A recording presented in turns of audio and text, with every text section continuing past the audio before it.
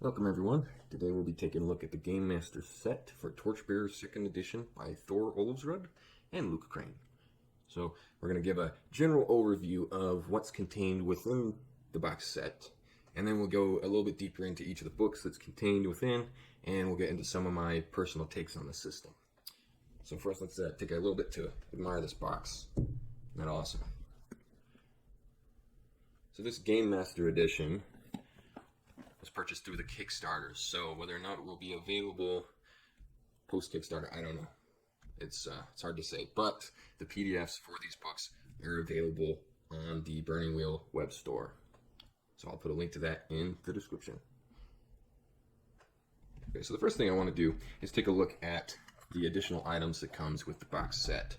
So inside of the box set, we get one of the player action decks, which contains 2 sets of 12 action cards, which is nice. My one complaint is that I did not buy 2 full copies of the Gamemaster edition because there's a lot of cool stuff that I don't know whether or not it will be available in the next run. Along with the cards, this neat wooden stand that allows you to place your lighting equipment as well as track your different conditions right here. And these conditions you can track through the use of this nice punch out card. So I haven't punched these out yet, but it has these little punch outs and they'll just fit right in there. Along with that, we have another deck. This is the player's deck, and this is another item that I wish I bought more of. So there's 4 armor cards, 8 condition cards, 3 luck cards, and 21 weapon cards. And those cards would go here. If I could just get this open, it's a little bit tight. Very well done cards. So that's some of the conditions here. Light source, weapons. But again, this is something that I would like to have. A deck for each player, as well as a wooden stand for each player as well. That would be awesome. For now, it's one lucky player gets to use the special equipment.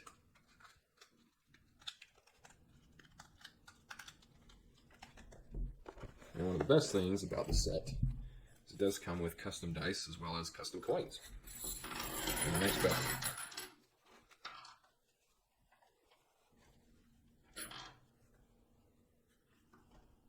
So these coins, they use the 3 worm symbols for failures, and then these symbols are for successes, whereas this represents the 6 for the purposes of exploding dice. I do really like the feel of these. They're lightweight, they roll easily, they don't bounce off my table because they have the nice rounded corners. And then we have this nice set of coins, the purpose of which I have not gotten too much into yet, because they were not used in the original Torchbearer. Okay, so next up, we have the Gamemaster string with some awesome artwork by Eric Roper. So this artwork here is by Eric Roper. He's most famously known for doing a lot of album artwork for different metal bands, particularly the Dope Smoker album by Sleep. Very iconic cover for that. The screen itself has some very useful information, including a nice tracker here along the top where we can track the turns of the game as well as when light sources are going to be extinguished. It also contains a handy reference for the procedure of the game, including the might scale, precedence, the way dice work. It has a brief overview of the different abilities that each weapon has for the different conflicts, and then we get into the grind itself, which is very, very useful. It's, when you're starting out, keeping track of the different events that play into the grind.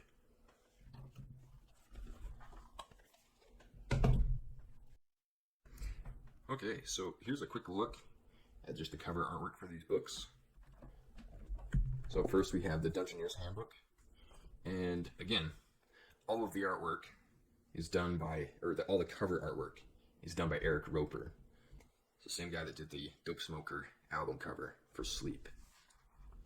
So this is the Dungeoneer's Handbook which contains the information that you want the players to know.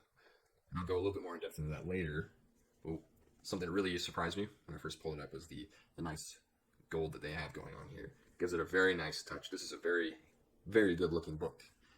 And also another convenient feature is they all contain 2 bookmarks to keep your place.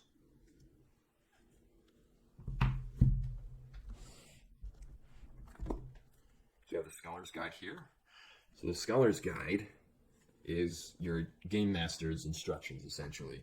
So it contains everything you need to know about running the basics of the game, the grind, all the basic phases of it, and I'll go in more detail later. The Loremasters Manual, if this was a, if this was an OSR system, and it was based off of Basic Expert, I would say that the Scholar's Guide is basic, and the Loremasters Manual is the Expert expansion, because within it you receive rules for additional systems that you can use within the game, as well as additional classes and stocks to use in character creation. And here we have the Cartographer's Compendium. And the Cartographer's Compendium is a book full of different campaigns that you can run. It's got 6 different modules that you can run inside of it, and each one has excellent artwork and maps and NPC details, and we'll get more into that in a bit. Now, in order to really take a look at what makes Torchbearer 2nd Edition great, we have to go into what is Torchbearer. And if I were to summarize it, I would say that Torchbearer is the Burning Wheel take on the old school Renaissance. So the premise of this video isn't to go into details on what makes the OSR what it is, or what makes the Burning Wheel what it is, but it's easy to say that Torchbearer definitely falls in between the two of them. On the other hand, you could say that most games would fall in between the Burning Wheel and Old School Essentials in some regard. Primarily, that Old School Essentials is a very rules-light game, whereas the Burning Wheel is much more of a rules-heavy game that focuses much more on the narrative aspects of role-playing than Old School Essentials does, which focuses more the emergent properties of it, emergent gameplay. The Burning Wheel, it has been stated that Torchbearer is basically a love letter written by the folks at Burning Wheel HQ to the old school role-playing games. So what they've done is they've captured the feel and the aesthetic that you would get in a game like Old School Essentials, where it's it's much more dark, much points of light in the darkness type of a setting. But then they've added in a lot of the narrative role-playing mechanics you get in the Burning Wheel. Now, technically, if we were to crack open the book, they say that the direct source of a lot of the mechanics comes from Mouseguard, which, unfortunately, I don't have a copy of Mouseguard. It's very hard to get a copy of Mouseguard in print today. But essentially, Burning Wheel was released. Mouseguard was released as a much simpler game, and sometime after that, with the rise of the OSR, Burning Wheel decided to release a game called Torchbearer. And so we get Torchbearer 1st Edition, which is based off of the mechanics that you find in Mouseguard, but is a bit more complex. In my opinion, Torchbearer isn't a whole lot simpler than the Burning Wheel. They're both very complicated games that do take some time to get used to, and they do take a lot more attention to the details of the rules and mechanics of the game to get it to run exactly the way it's intended to be run. So in my experience, I've found that, a lot of the people that are used to playing the Burning Wheel would much prefer to play the Burning Wheel, and people that are more familiar with OSR would much prefer to play an OSR game. But for me, this is the happy medium between the two that's really exciting. So this is the 1st edition. Does not have cover artwork by Eric Roper. Disclaimer, this is the only edition that I've actually played a game in before, so everything in the 2nd edition will just be my initial thoughts. Okay, so let's get into what makes Torchbearer what it is. And we're going to use, the 1st edition just for fun, so you can see the differences between the 1st edition and the 2nd edition. So the first thing you'll notice is that Torchbearer 1st edition only has levels 1 through 5. And the reason why is Thor, the primary author of the game, wanted to focus the gameplay on those those early levels that you would get in Dungeons and Dragons, where everything is a lot more deadly. There's a lot more risks to take, but those risks really pay out in the end because just a small thing can make a huge difference. And that's really what the core concept of the game is we're going to put players in very difficult situations where we have to make the call between, okay, are we going to keep going forward and we're going to, perhaps run out of lantern light, perhaps we're going to pick up some conditions, but hopefully we'll get that payout, we'll get some treasure inside this dungeon, we'll be able to make it back out. And I will get into a little bit more of the details of that in a bit. But yeah, so let me pull out the Dungeoneer's Guide. And we'll start there. So the Dungeoneer's Handbook, again, this is the player's handbook, right? So the Dungeoneer's Handbook is going to explain what it means to be an adventurer inside of the Torchbearer universe. And essentially what it says is that, as an adventurer, you're a scoundrel, a villain, a wastrel, a vagabond, a criminal, a sword for hire, a cutthroat. The adventurers in the Torchbearer universe are not respected heroes that you would find in a lot of other RPG systems. Instead, you are this gritty thief that's adventuring outside of the safety of the walled cities that we've got in this realm, and we're going out in hopes of advancing our status and becoming a more respectable person through the gold that we steal and the adventures that we accomplish. So it's a very different take on a lot of different fantasy RPGs.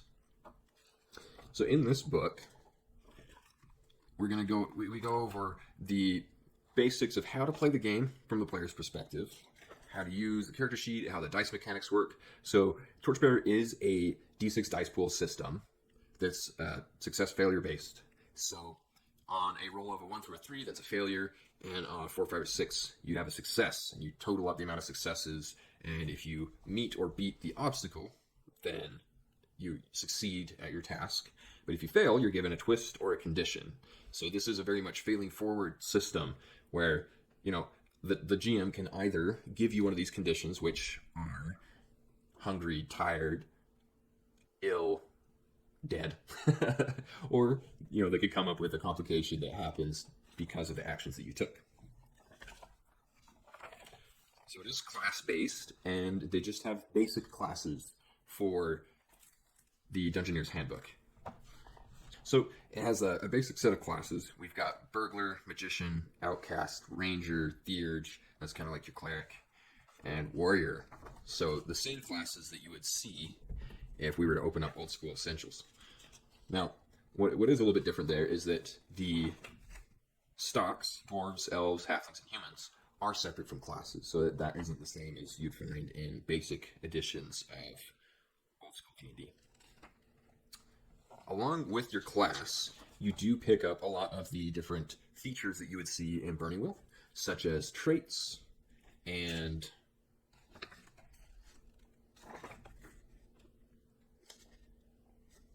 specialties that you would get as an occupation. So you don't have the specific life paths you take to build a class, build a character that you do in the Burning Wheel, but you do have specialties that are similar to it, and they do provide you with traits, they do provide you with additional skills you might not otherwise have. So here's a list of some of the other features that it comes with. So when you pick your home, it also determines which skills and traits you have access to. We have Wises. So Wises are a concept that I was first introduced to in the Burning Wheel, and that's where you as a player have knowledge about that specific subject. So it's a way for you to use, you can use it as a skill to help you determine what's true about your surroundings, but you can also use it as a way to add your narrative thoughts to the game itself. So as a game master, I might ask someone to, make a location-wise test to see what they know about a specific location they're adventuring in. And if they succeed, perhaps I'll let them take some narrative liberty to add details to that situation that they're in. Maybe they'd know the past history of a specific mountain range.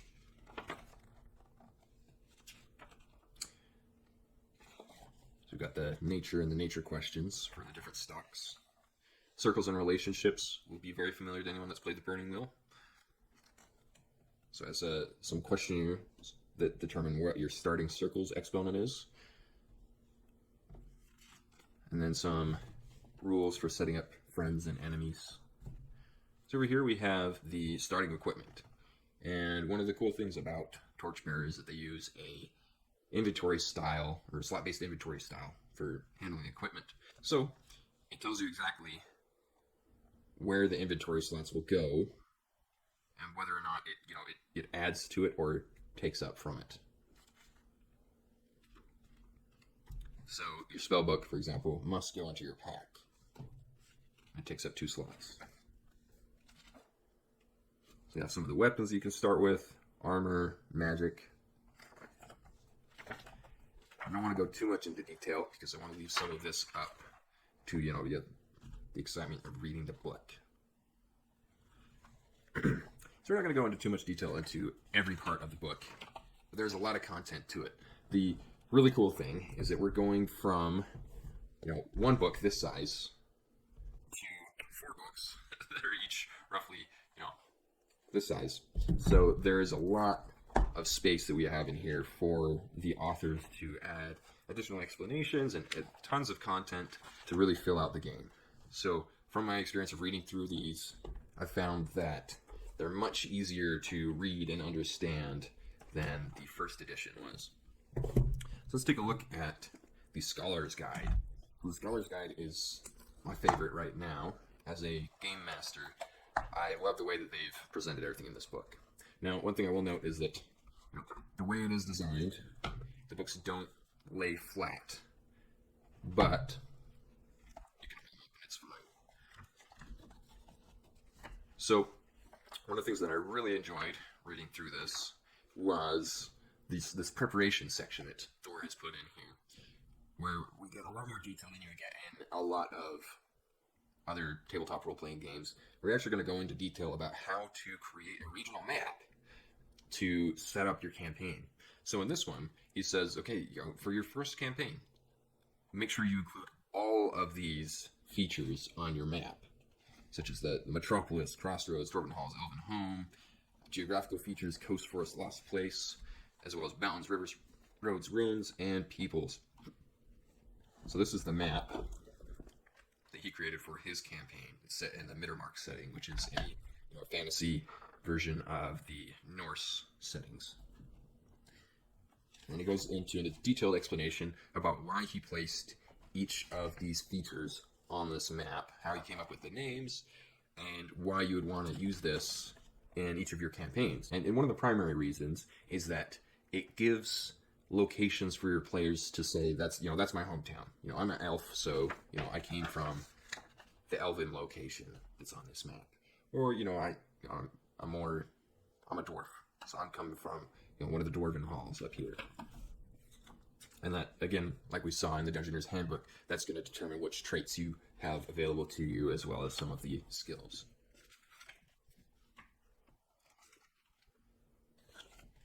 So it goes into detail about the different roles that each player might take in your game, such as the leader, the mapper, cartographer, which is something that I've really enjoyed from various OSR games. And we're going to get into the grind. So here we're talking about the different obstacles and success rates. Lots of examples here. One of the things that I really liked in Burning Wheel style books is the different types of tests you have available to use. So this is going into, a versus test. So that's just when one person is rolling against either an NPC or another character.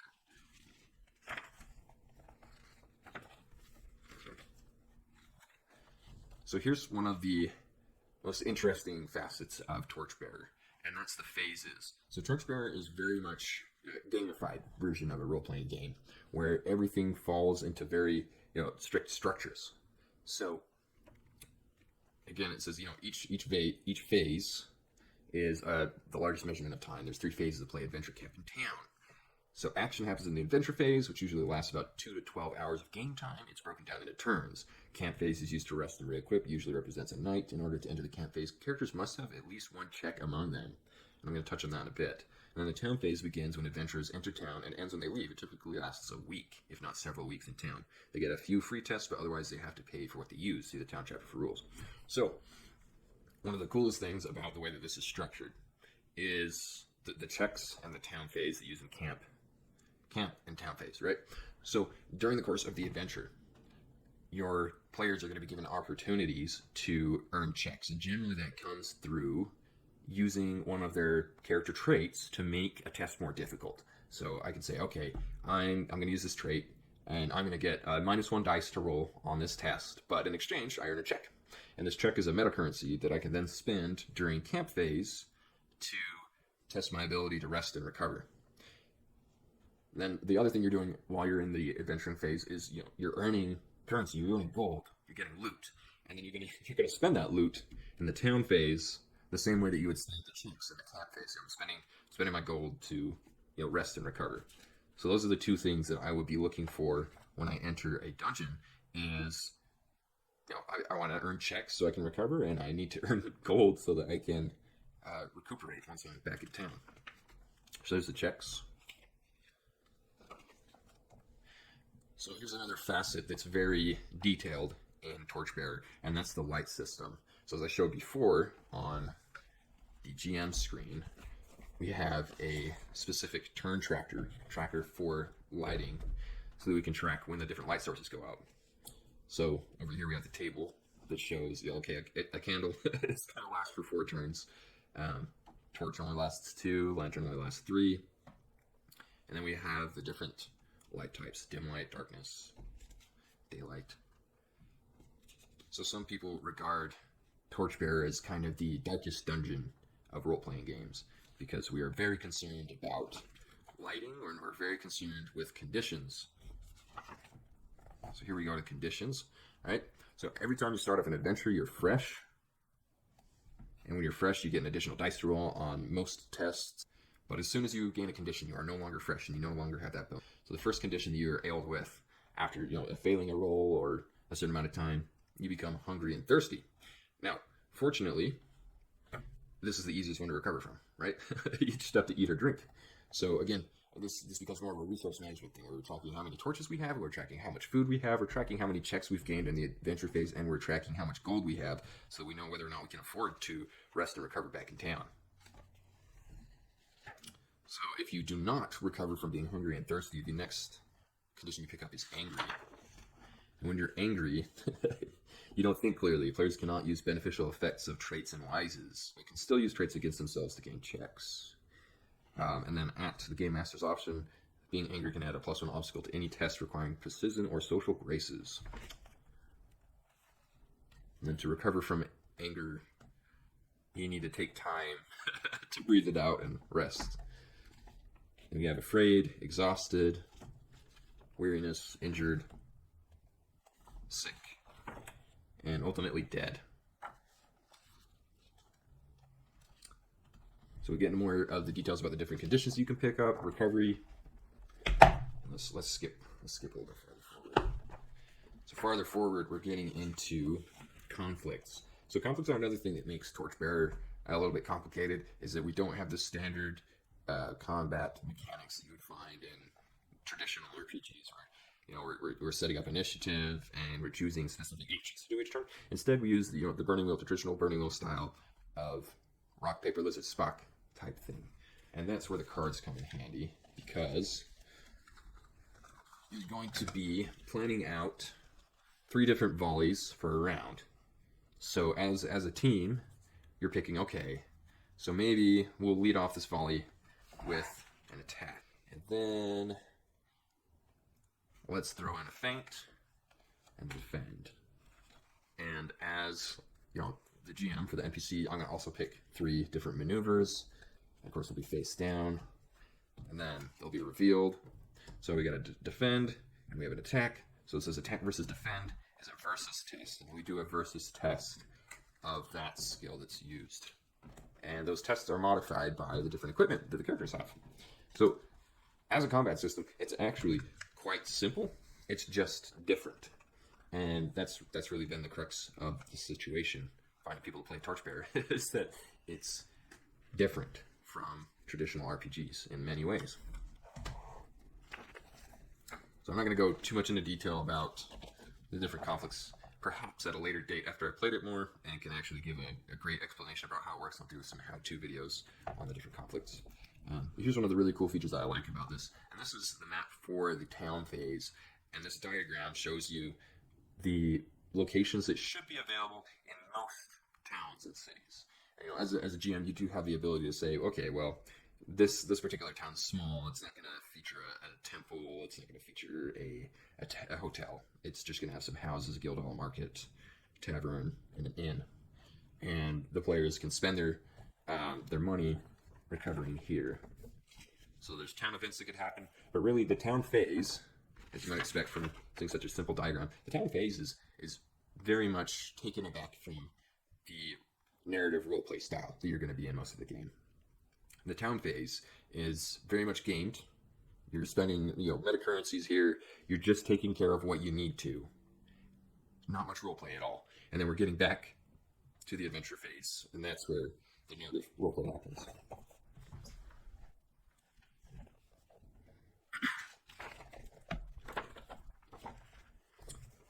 All right.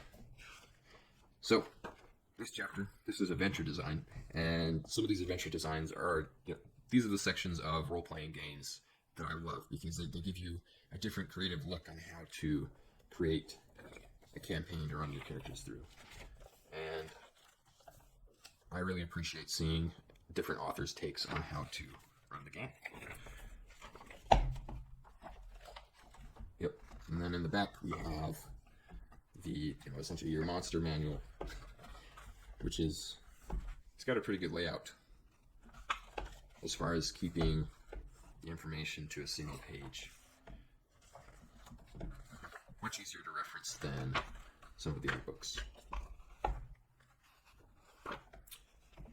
Although sometimes I do wish we had a little bit more of this artwork. I love this. It's very much an OSR style of artwork that you get here. Yeah. More details on running the game. Okay, so let's take a look at what we get in the Loremasters Manual. So as I said before, if this was Basic Expert D&D, here would be the basic book, or you could say these two combined would be basic, and the Loremasters Manual would be expert. So, one thing I forgot to note, this book gives you 10 levels, compared to the original first edition, which only gave you 5.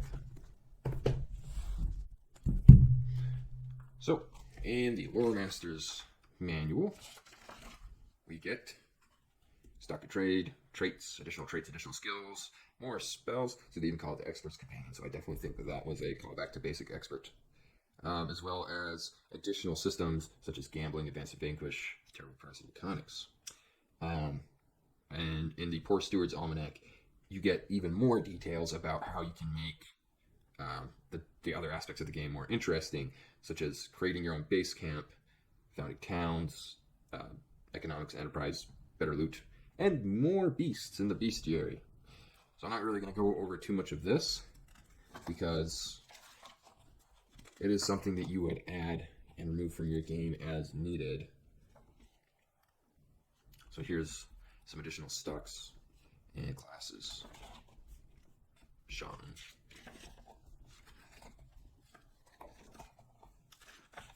Going up to level 10. Here's some of the conflict options. More rules for towns, so if you feel like the town phase is lacking in complexity, you can add more here. And let's take a look at the bestiary. So again, we stuck to the that good layout where we have one creature per page. So nice art.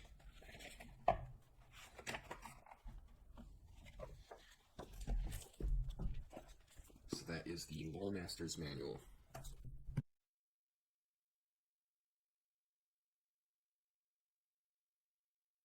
Finally, we'll take a look at the Cartographer's Compendium. Now, the Cartographer's Compendium is a book of adventures, which I find fantastic. One of the things that I really like about Torchbearer is that because of its focus on the dungeon crawl experience, which actually does have some rules for a overland wilderness experiences as well. But because it has this focus, unlike the Burning Wheel, we actually get pre-written modules we can run. Now, whether or not you could actually run some of the other OSR modules using Torchbearer, I'm not quite certain. I think with a little bit of tweaking you could. The main thing is that a lot of these adventures are focused on a much shorter experience. So whereas you might enter a 100-room mega dungeon in OSR, you're traditionally hitting 10 or fewer rooms in an adventure within Torchbearer. So one of the things that I really like about the adventures that they included here is they kind of have the Trilemma adventure style of giving us a nice isometric view. I guess that's not quite isometric, but we have a nice 3D cross-section of most of the adventures. We have goals, we have twists, and then we have a nice map key here. Now, it is difficult to use this map key in conjunction with this map. It is keyed, but one thing that would be nice is if we had some brief descriptions written around it. But with a book this size, that's about the best you could hope for. And then most of these adventures have some hooks for continuing onwards. And the dream is that I will be able to run some of these adventures with some of the groups that I play with, and then give a more detailed take on each one.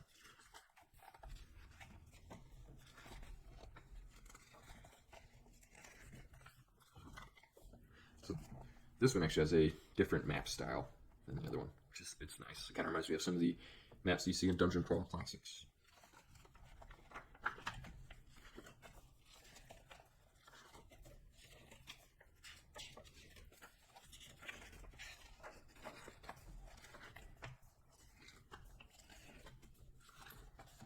So again, we have more of that Trilemma adventure style. So, and part of the reason why is because Michael Prescott did do some of the artwork for this book. So that first one, The Tower of Stars, is by Kurt Komodo, but the Under the House of the Three Squires is by Michael Prescott, the author of Trilemma Adventures. Let's take a look at that one again.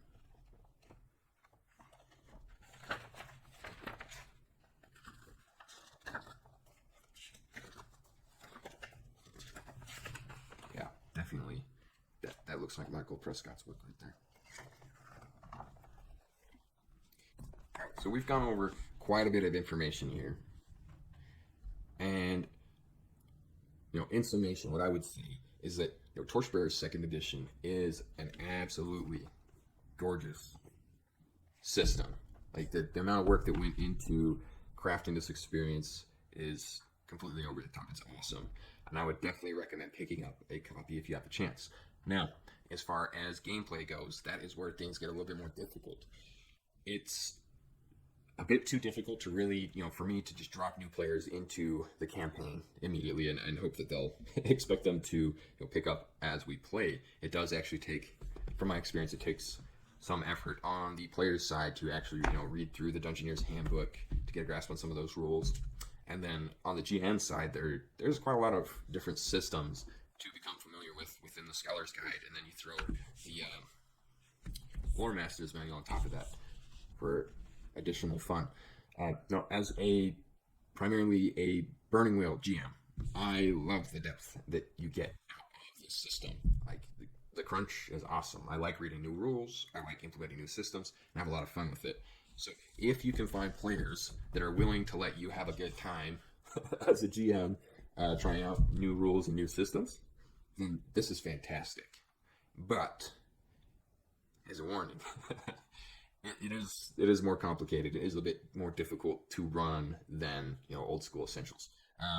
One caveat to that though, I will say, I have found that the the core gameplay loop and the experience of playing the game when it's running as intended is a lot smoother than I found in old school essentials, because all of the answers are in the book. So everything is balanced out. Everything is planned out like, gears inside of a watch.